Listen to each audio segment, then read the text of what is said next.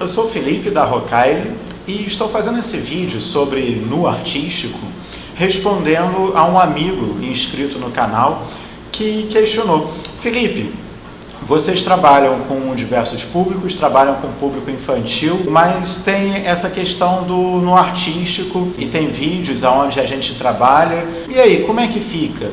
Né? Bom, realmente, no Brasil existe um preconceito em se trabalhar com no artístico, mas é importante colocar que dentro do estudo da arte, a figura humana e dentro disso no artístico é bastante comum.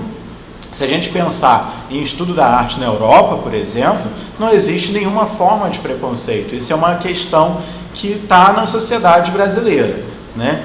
É até às vezes um pouco controversa certas coisas que acontecem na nossa sociedade, porque a gente tem uma superexposição do corpo, né, no meio publicitário, no meio de espetáculos. A gente tem diversos aspectos culturais brasileiros, onde principalmente o corpo feminino, mas muitas vezes até o masculino também, é super explorado, mas quando a gente está lidando com artes plásticas e tudo mais, e entra às vezes a questão do nu, existe esse preconceito. Apesar de que muitas vezes a gente tem até dentro da dramaturgia e da televisão, mas, bem, a gente não quer discutir isso. Aqui eu quero mostrar por que se trabalha com a figura humana e por que se trabalha com o no artístico. E, bem, isso vem desde a questão do estudo, da formação do artista. É claro que esses exercícios e tudo mais vão ser selecionados de acordo com faixa etária, respeitando as restrições, né, próprias para idades e tudo mais. Mas isso de lado, a gente trabalha com a figura humana e isso é muito importante porque ela faz parte do desenvolvimento do artista. Vamos comparar, por exemplo, se a gente fosse desenhar uma paisagem, de repente nessa paisagem uma árvore. Você desenhar uma árvore e aí você de repente entorta um galho, ou você aumenta, ou você diminui, você faz um tipo de distorção nela, ou de repente até de forma geral nessa paisagem. E bem, a maioria das pessoas nem vai reparar que houve essa diferença, que houve essa distorção. Agora, faz isso na figura humana, não vai dar muito certo. Se você perde a proporção, se você de repente entorta alguma coisa, altera a anatomia, logo as pessoas já vão perceber que ali tem alguma coisa de errado. E sim, às vezes pode ser um pouco complicado em se falar em questão de erro, né, na arte, mas quando a gente está tratando do estudo e de atividades que têm seus objetivos, a gente pode sim falar em erro. Então, se você deforma, né, aquela anatomia, aquilo seria uma etapa de treinamento, ou aonde você realmente está buscando realismo, aquilo é um erro e vai ser incômodo, né? Porque para falar de distorção, a gente teria que falar, claro, em outro vídeo, e são muitos elementos, se usa de simplificação formal, geometrização e diversas outras coisas que podem, né, alterar aquela forma e que fogem ao realismo por uma escolha artística.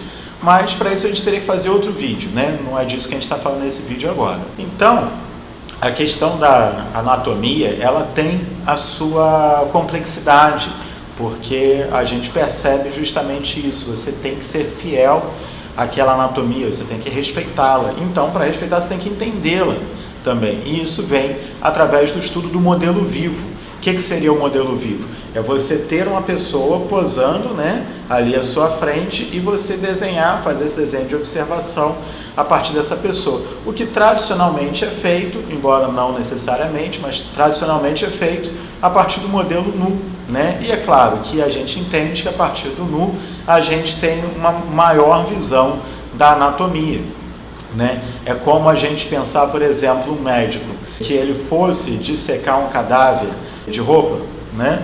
Não ia dar muito certo. Ou, por exemplo, se a gente pensar um médico que na sua formação só estudou anatomia do corpo fechado, ele não dissecou, não abriu aquele corpo para poder fazer esse estudo anatômico, seria um absurdo, né? Então, a mesma coisa seria o artista que ele não passa pelo modelo vivo, também é tão absurdo quanto. Por exemplo, quando a gente pega muitas vezes um artista que fala, não, mas o modelo vivo ele é antiquado, ele é ultrapassado, eu não gosto de trabalhar com a figura humana. Bom, normalmente vai ser mentira. O que ele está querendo dizer é que ele não sabe trabalhar com a figura humana, porque ela é complexa. Existe uma dificuldade de se trabalhar com ela. Por exemplo, muitas vezes alunos, principalmente, né, crianças, me perguntam, tio, você consegue me desenhar assim, olhando para mim? Consigo. Né? Isso daí é fundamental, o artista tem que passar por essa etapa de formação. Bom, como é que vem a questão do modelo vivo? Isso vem continuamente até hoje, desde o Renascimento. No Renascimento, qual foi a busca? Foi uma busca greco-romana. Então, buscou-se na escultura da Grécia, na escultura da Roma antiga, né, as formas que ali se encontravam para a arte, para soluções artísticas. E a gente tem, desde a escultura grega, esse trabalho com o nu. Vale a pena lembrar o quê? Essa visão que existe em cima da nudez, com uma visão como sendo algo errado e tudo mais, é uma visão de pecado, uma visão que foi criada já pela igreja. Então, quer dizer, isso muito depois da Grécia e da Roma, né? Na verdade, essa visão é uma visão mais medieval. Então, o Renascimento, quando ele busca na Grécia e na Roma, na verdade, ele está indo atrás e está indo até muito antes de que isso fosse algum tipo de problema. Tanto é que até a própria igreja, durante muitos períodos, aceitou essa nudez e tudo mais, sem o menor problema. E o que é interessante da Grécia e da Roma, nesse uso do nu, é que não tinha como, na maioria das vezes, na arte toda, não tinha nenhum interesse erótico.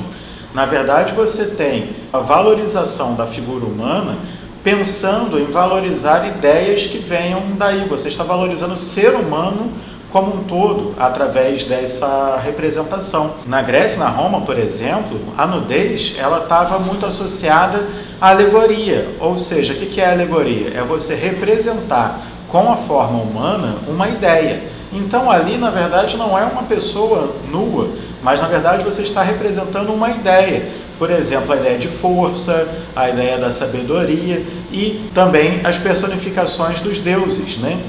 E essa alegoria, ela vai vir até hoje para a gente. Por exemplo, no Carnaval no Rio de Janeiro, nos desfiles, a gente vê justamente isso.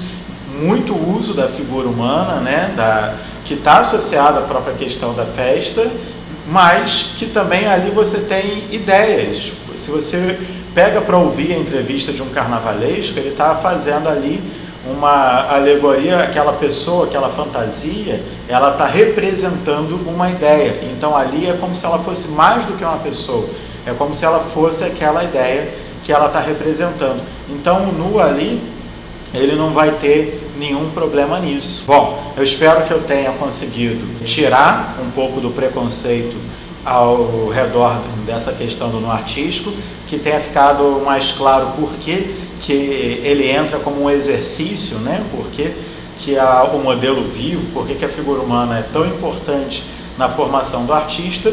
E se você tiver alguma dúvida, uma sugestão, alguma questão que você quiser levantar, é só colocar aí nos comentários. Valeu!